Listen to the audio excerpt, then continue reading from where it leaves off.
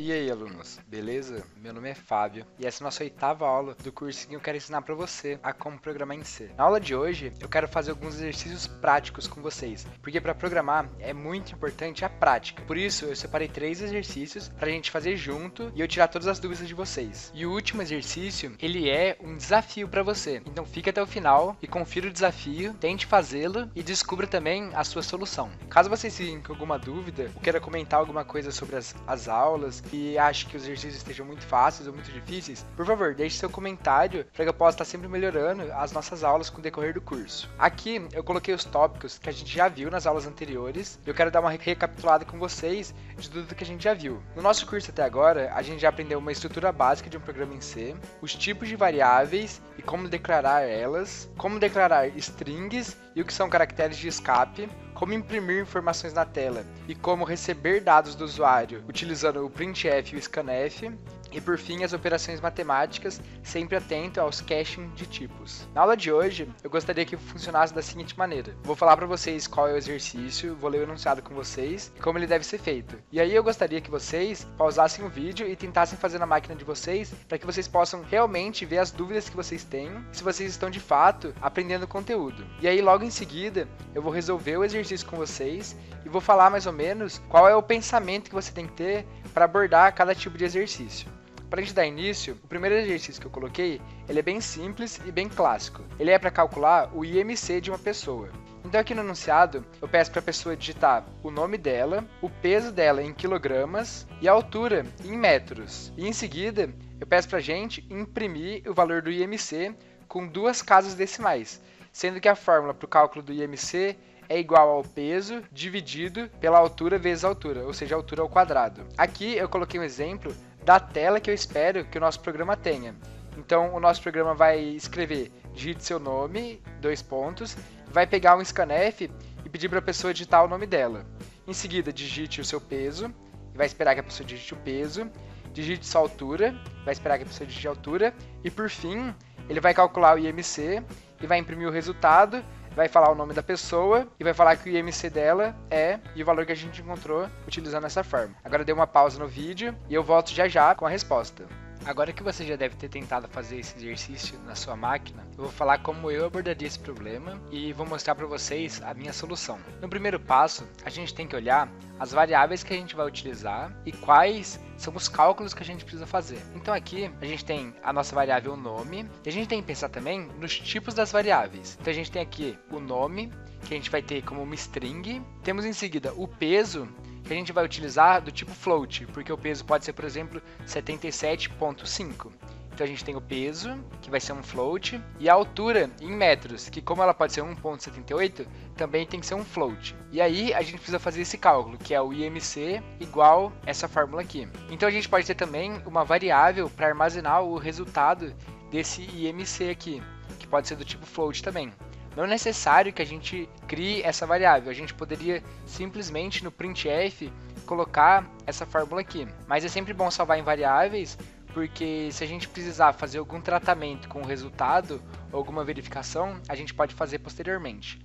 Então tá, agora a gente já sabe que a gente tem 3 variáveis obrigatórias, que são o nome, que vai ser uma string, o peso e a altura, que vão ser floats, e uma 4ª variável que vai receber o resultado. Então agora vamos para o Code Blocks e vamos ver como que eu fiz. Aqui no Code Blocks eu declarei as nossas variáveis. Declarei a nossa string, nome, declarei o float peso, a altura e o IMC. E em seguida eu dei o printf pedindo para a pessoa digitar o nome dela, o scanf para a gente ler o nome, aqui sem utilizar o e-comercial, já que é uma string, então a gente não precisa utilizar o e-comercial. E depois eu pedi para a pessoa digitar o peso dela, agora utilizando o e-comercial, porque toda vez que não é string a gente precisa passar o e-comercial no scanf para o computador saber aonde salvar o conteúdo da nossa variável. Por fim, eu pedi para a pessoa digitar a altura dela em metros e utilizei o nosso scanf de novo com o e-comercial, aqui utilizando o nosso formatador %f para float e o formatador %s para string, como a gente já viu nas aulas anteriores. Aí a gente precisa fazer a nossa conta. Então a gente vai fazer a nossa variável IMC receber o peso dividido pela altura vezes a altura. Então aqui a gente está seguindo a fórmula que foi passada pelo enunciado e a gente vai imprimir o resultado disso. então o resultado, aí a gente coloca o %s, que vai ser o formatador do nome da pessoa, e vai dizer seu IMC é. E aí, para a gente imprimir com duas casas decimais, a gente vai usar o ponto 2 entre o % e o f, e aqui a gente está chamando a nossa variável IMC. Então isso vai fazer com que o nosso programa funcione. Se a gente compilar e executar, a gente tem o resultado disso. Então eu vou digitar o meu nome, o meu peso e minha altura. E com isso a gente tem aqui o resultado, Fábio, seu IMC é e o valor, correto?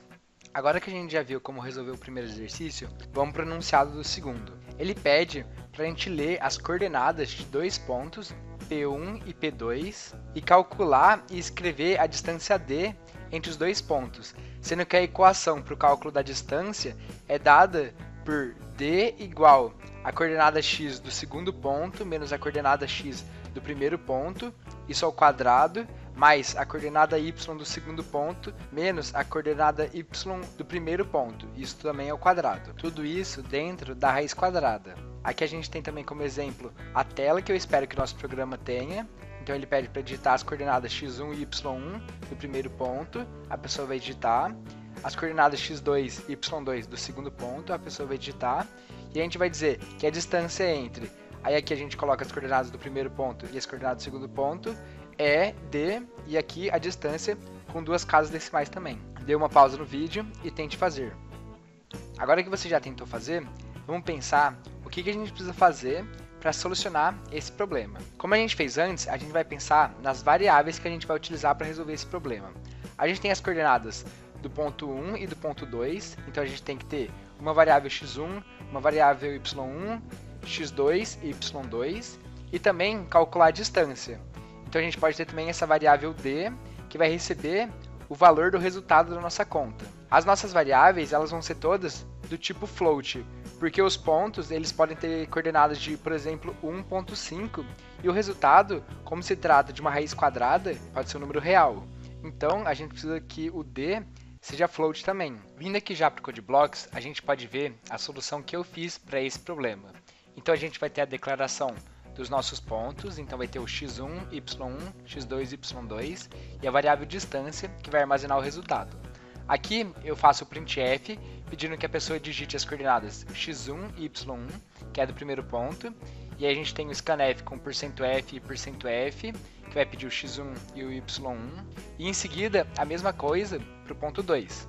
Aí a gente vai ter a nossa operação que vai executar aquela fórmula que a gente recebeu no enunciado. Então a distância vai ser igual à raiz quadrada, que é o SQRT, que a gente já aprendeu na aula anterior sobre operações matemáticas. E a gente não pode esquecer que a gente tem que incluir a biblioteca math.h para poder utilizar o SQRT e o poll, que é para potência. Então voltando, a gente vai ter a nossa operação. A gente vai ter tudo dentro da raiz quadrada e em seguida o x2 menos o x1 elevado ao quadrado mais o y2 menos o y1, isso também é ao quadrado. Isso vai dar o resultado que a gente deseja.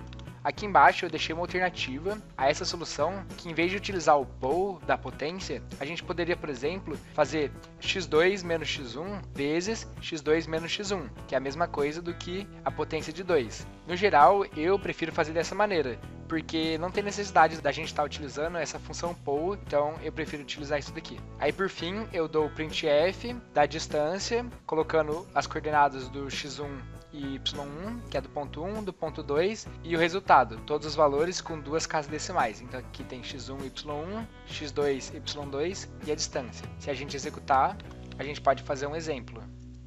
E aqui a gente obtém a distância entre esses dois pontos. Agora a gente já aprendeu a resolver o exercício 1 e o 2, e a gente vai passar para o terceiro, que é o nosso desafio. Como o vídeo já está ficando grande, já tem mais ou menos 10 minutos, eu vou só deixar o enunciado desse desafio para vocês e vou pedir para vocês lerem e pensarem como fazer ele. Esse exercício ele é menos direto, então o mais importante é você pensar na lógica do exercício em si e utilizar o que a gente já aprendeu para poder fazer uma solução. Então tente fazer esse exercício e na aula que vem eu já vou vir com a resposta desse nosso desafio. Esse exercício, ele é bem legal e ele tem uma versão original num site chamado Codeforces, que está em inglês, e lá vocês podem ver o enunciado e até mesmo submeter a solução de vocês para ver se quando ela é submetida no site, a sua solução é aceita. Eu vou deixar o link desse site na descrição. Mas de qualquer forma, no próximo vídeo que eu já vou estar disponibilizando para vocês, eu vou falar um pouco sobre como eu pensei nesse problema e como fazer uma solução para ele. E vou mostrar a minha solução. Bom, galera, por hoje é só. A aula de hoje teve bastante exemplo e bastante coisa.